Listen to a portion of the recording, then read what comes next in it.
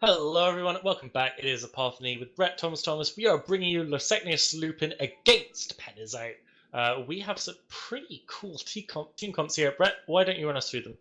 Yeah, Penn is brought a Navy Scorpion, a Typhoon, a Raven, with a load of support ships, including 2 bombers and a Caracal. They've tried to bring those long-range missiles, where LSH are brought an Oneros followed by 3 battleships, the Harbinger, Prophecy, Brutix, as well as a Reaper, and importantly, a Rook and a Falcon, hopefully trying to get ECM to help them win this match.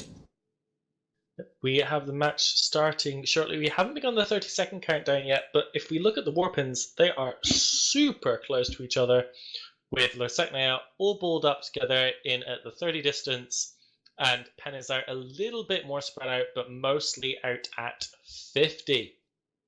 Yeah, Penn has brought these long-range missile comps, hopefully to eliminate all the BCs. They brought them in at 50 to maximize the amount of time it takes for LSH to get on top of them. As we see the 15-second countdown start now. Yep, here we go, 10 seconds left.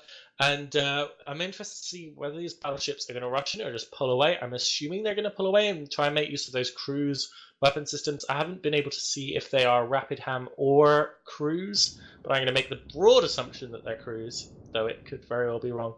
Looks like the Penizite team is going in all kinds of different directions, whereas the Lowsechnaya team is going to broadly move in. We do have the Raptor and Harpy here getting in position to screen for anything that comes in, but it is the Falcon that is the first primary on the Lowsechnaya side. It is painted and it is taking a whole bunch of damage, but let's see how its armor tank holds. Yeah, they have a lot of ECM out, as well as webs and points from LSH onto Penn is out there trying to jam that Typhoon, Raven, and the Basilisk. But as we're seeing, the Basilisk is not really moving. There's a potential that this is a tinker. We are seeing cap boosters going to the Basilisk, so this is a tinker Basilisk. Yep, cap transfer's going in, mobile tinker. They're giving it a go. But will it work? So far, it's doing okay. That Falcon's in half armor, just barely holding. So is the Harbinger. Reps forced to split here. The first primary from Penizite was the Harpy and the Raptor, but they weren't tackled down, so they just flew out of the way. Absolutely fine, but we do now have Lowsechnaya moving in closer to try and get some more damage applied and down. Yeah, Penizite has done the smart thing and split their damage. They're using the Scorpion, Typhoon, and Raven's crews to hit that Harbinger, while they're using the Caracal and maybe the Raptor as well as the Stork to just do damage to the Falcon. We're seeing the Harbinger finally go down. Yeah, I mean, it looks like they're just struggling to get any DPS down whatsoever here.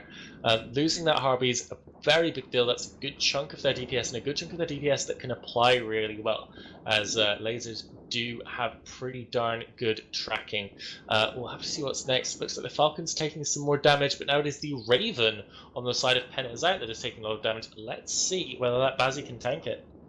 Yeah, Penn has forced LSH to shoot the larger ships. You're seeing the Brutix has got tracking disruptors on him, which means that the Prophecy and Brutix both have to shoot something large. The Prophecy not so much, but the Brutix is not going to track anything at all if it tries to shoot stuff like the Raptor. So it's been forced to shoot the Raven, which is quite tanky. But as we're seeing, the Falcon's now dropping into low armor. Once these jams goes down, Penn is out is going to get really, really strong here. Yeah, I mean, you know, we've got Falcon Rook here, which is, I believe the technical term is a crap ton of jams, but I'm only seeing jam effects on 3 ships. Like, spread your jams out, boys. Use all of them. I mean, these focus jams, if none of them are hitting to the point where you have to use every single jam, then that is RNGesus not answering your prayers. Yeah, they're trying to focus their jams on this Basilisk, but we're seeing, because there's a Manticore and Nemesis that is still alive, they're probably fit with remote sensor boosters and are keeping this Basilisk nice and unjammed.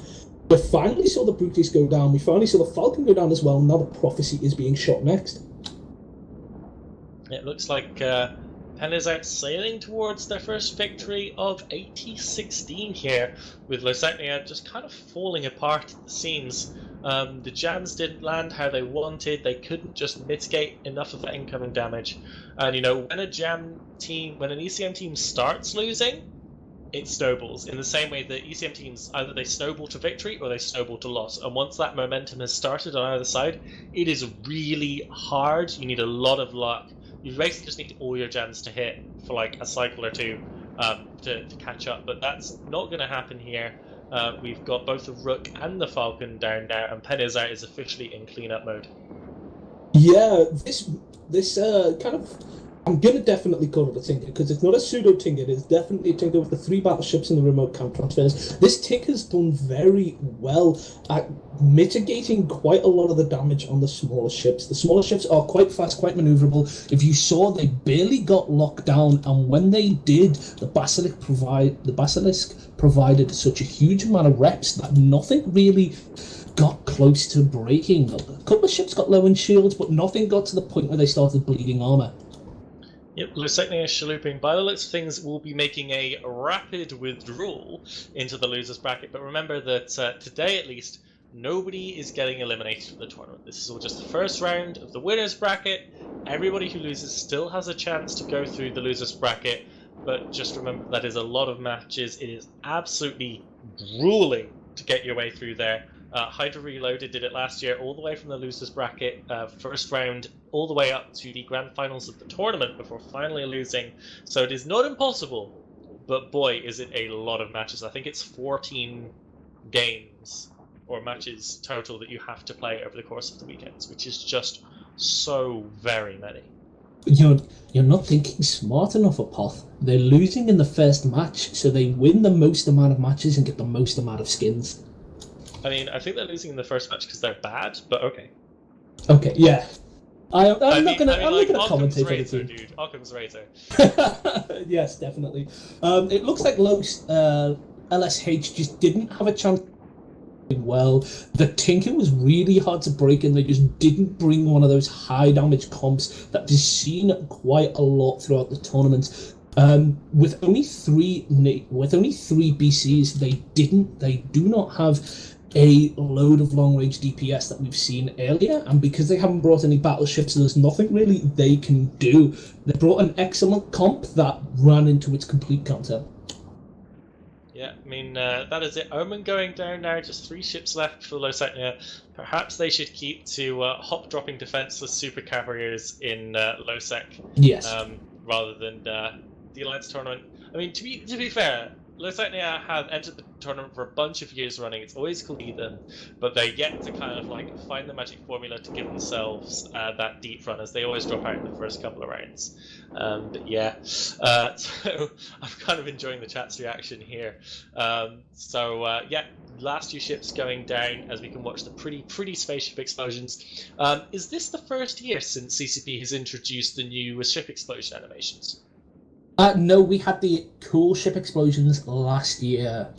Oh yeah, they really were pretty new ones last year, weren't they? Yeah, they were very, very pretty. I think that was everybody's first encounter with them, because a lot of the larger ship explosions only really happen on battleships, and in large fights you don't really look at the ship that you're shooting.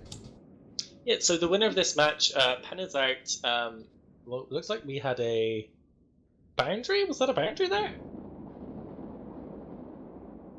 Either way, Lowsechnaya are down to the losers bracket. Pen is out, goes on to face the winner of Castabout's Wormhole Poverty Law Foundation, which is a match coming up next. We will see you guys after these messages.